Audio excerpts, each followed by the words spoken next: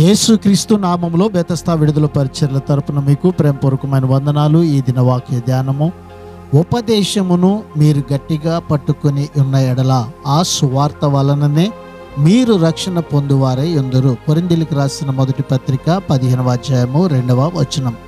శుభవార్తపై, క్రీస్తుపై నమ్మకంలో నిలకడగా ఉండడమే ఆ నమ్మకం నిజమైనదనడానికి గుర్తు. చనిపోయిన వారిని దేవుడు తిరిగి సజీవంగా లేపుతాడనే సత్యాన్ని కొందరు నిరాకరిస్తారు. కానీ క్రీస్తు సజీవంగా లేవడం శుభవార్తకు ఆయువు పట్టు వంటిది. దీన్ని నిరాకరించే వారి నమ్మకం లోపం గలది. ఒట్టిగా నమ్మడం అంటే తాము నమ్మినది ఏమిటో తెలియకుండా నమ్మడం.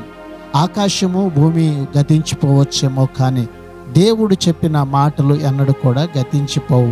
అట్టి దేవుని ఉపదేశమును గట్టిగా పట్టుకుంటే మనము కూడా రక్షించబడతాము. ప్రార్థన.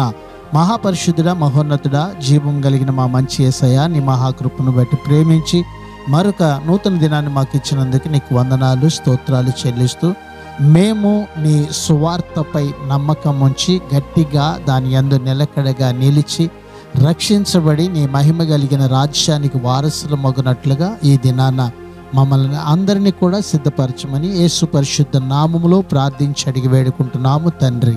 ఆమెన్.